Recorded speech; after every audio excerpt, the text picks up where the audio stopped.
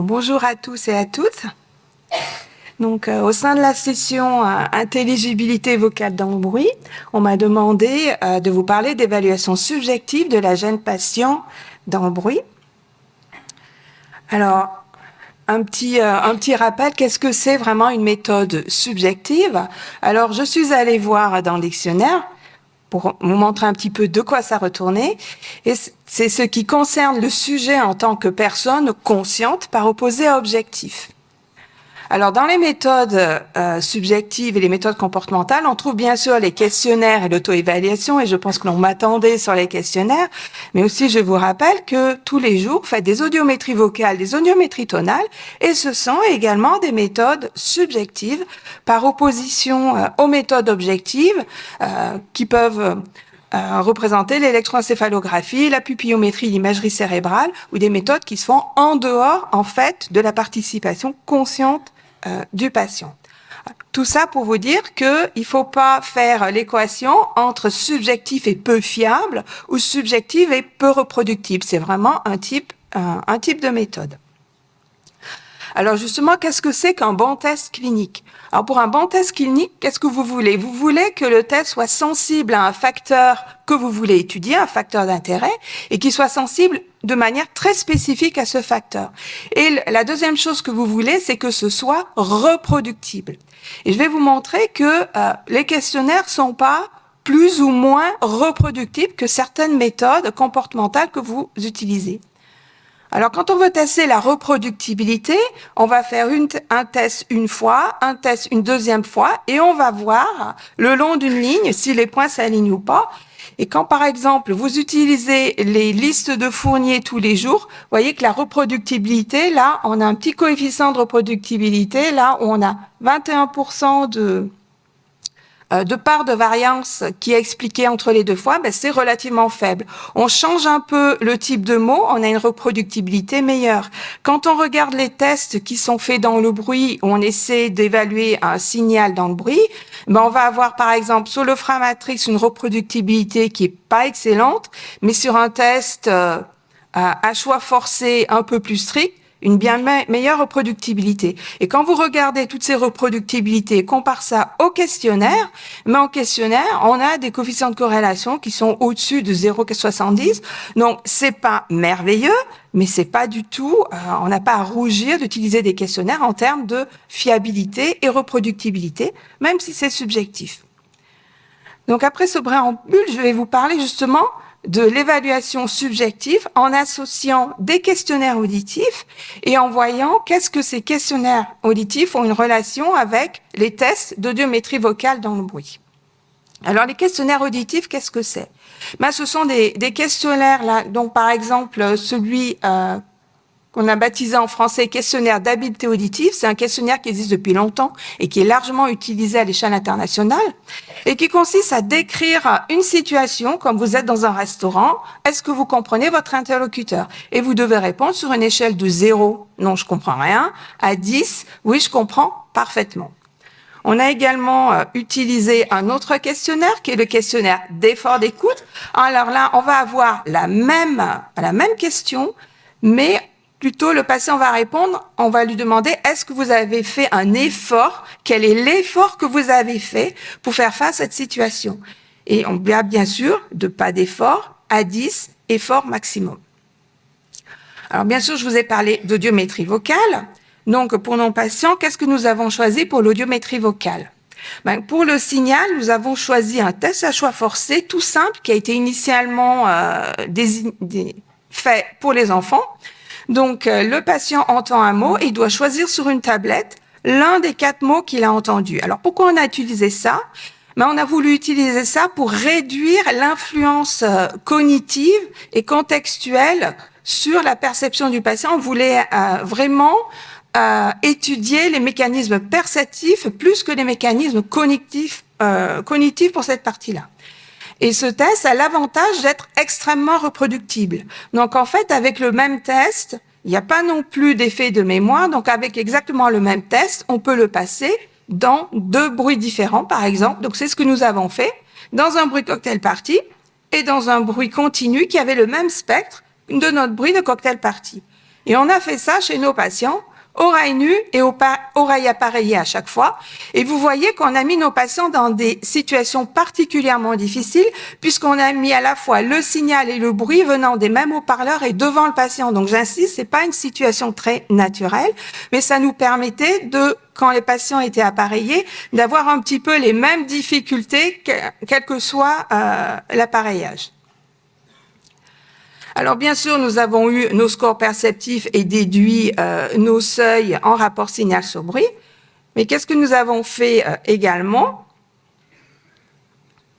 C'est que nous avons demandé, chaque fois qu'on faisait une situation de bruit et un point d'intensité en rapport signal sur bruit, on a présenté une petite feuille de papier devant le patient, hein, c'est tout bête, et on leur a demandé pour cette situation quel est l'effort que vous avez fait. Donc entre l'effort, pas d'effort du tout, ça a dû sembler peut-être très facile, et beaucoup d'efforts qui étaient dans les situations plus difficiles. Et quand on recueille tous ces points, on peut les modéliser par le même type de courbe en fait que les courbes psychométriques que l'on obtient pour les audiométries vocales. Donc ça nous permet 0 décibel de rapport signal sur bruit. Quel est l'effort que ce patient fait en moyenne sur tous ces tests? Et bien sûr, en troisième position, nous avons fait chez les mêmes patients les questionnaires auditifs. Alors je précise que c'était tous des patients qui sont appareillés depuis longtemps, on n'est pas du tout en période d'adaptation, et qui portent leurs appareils plus de 8 heures par jour. Donc c'est vraiment des patients appareillés qui sont, je dirais, bien dans leur appareil. Et quand on leur donne les questionnaires auditifs, on spécifie bien, vous remplissez les questionnaires dans les situations où vous avez vos appareils auditifs. Alors justement, on va regarder les interrelations entre ces trois entités et on va commencer par l'interrelation entre les scores perceptifs et l'effort d'écoute à la tâche. C'est-à-dire, chaque fois qu'on faisait un point perceptif sur notre courbe, on demandait au patient quel effort il a ressenti. Et on s'attendait à une très belle corrélation. Mais en fait, quand on regarde, on n'a pas de corrélation significative ou une taille d'effet qui est vraiment très faible. Donc, il y a relativement peu de corrélation entre les scores perceptifs et l'effort ressenti au niveau de la même tâche. Alors, que ce soit oreille nue et oreille appareillée, pas de stricte relation. Alors maintenant, on va regarder justement est-ce qu'il y a une relation entre les questionnaires auditifs qui reflètent un peu ce que le patient vit dans la vie quotidienne et les scores perceptifs? Alors, on a commencé par oreille appareillée. Évidemment, quand on teste le patient oreille appareillée, c'est plus proche que ce qu'on s'attend dans les questionnaires, puisque les questionnaires sont remplis dans la vie quotidienne et font référence à une situation où le patient porte ses appareils. Mais en fait, on a eu un petit peu la surprise de trouver pas de corrélation entre les scores perceptifs et nos scores au questionnaire dans la vie quotidienne. Mais la plus grande surprise, c'est que quand on est allé regarder les scores perceptifs testés oreille nue, là apparaît une corrélation significative, avec une corrélation qui est significativement plus importante que la corrélation ou l'absence de corrélation qu'on avait obtenue oreille appareillée. Donc il semble que la perception oreille nue est finalement plus de valeur, corrèle mieux avec les questionnaires auditifs, même quand ils sont remplis en situation appareillée. Alors maintenant, la troisième corrélation qu'on va regarder, est-ce que justement nos questionnaires auditifs vont corréler à l'effort d'écoute que l'on a demandé aux patients juste sur la tâche? Donc là, on va comparer un peu l'effort d'écoute dans la vie quotidienne rapporté et l'effort d'écoute lié à la tâche. Alors là encore, on a regardé oreille appareillée, c'est les schémas que vous avez à droite, et oreille nue. Alors, quand on regarde un peu plus finement, oui, effectivement, on s'aperçoit que là encore, c'est l'effort ressenti oreille nue qui va corréler le mieux avec l'effort qui a été relaté dans les questionnaires. Donc là, c'est le questionnaire d'habileté auditive où on a demandé aux patients dans les situations bruyantes, est-ce qu'il n'arrivait pas à comprendre 0 ou arrivait parfaitement à comprendre sur 10. Donc là, très nettement, c'est avec l'effort ressenti oreille nue qu'on corrèle avec les capacités auditives. Quand on regarde le questionnaire qui portait sur l'effort d'écoute dans la vie quotidienne. Là, pareil, on a des corrélations qui sont meilleures quand on regarde l'effort ressenti oreille nue, avec une petite corrélation qui apparaît quand on regarde l'effort ressenti oreille appareillée dans le bruit de cocktail party. Et il est vrai que le cocktail party reflète un petit peu mieux que le bruit de speech notes qui se passe dans la vie quotidienne. Donc, en fait, que conclure de ça? Mais on peut conclure que, en fait, l'effort d'écoute qui est ressenti sur une tâche perceptive est relativement peu corrélé au score perceptif sur cette même tâche. En revanche, les performances dans le bruit dans la vie quotidienne, elles sont plus corrélées au score perceptif testé oreille nue et à l'effort ressenti oreille nue qu'à l'effort ressenti qui peut être fait oreille appareillée.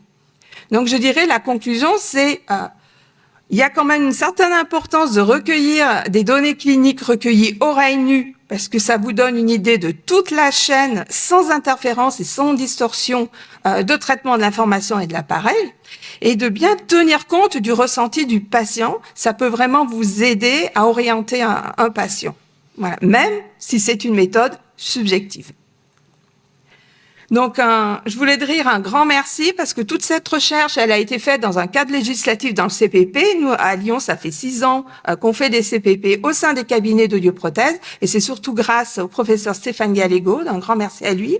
Je remercie également l'école d'audioprothèse de Lyon et nos étudiants qui ont participé, donc Thomas Nicolas, Caïs Sadou et Ruth Grenassia.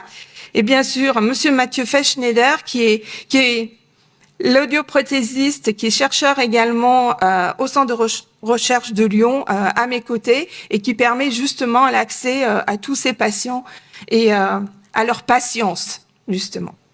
Donc, merci beaucoup.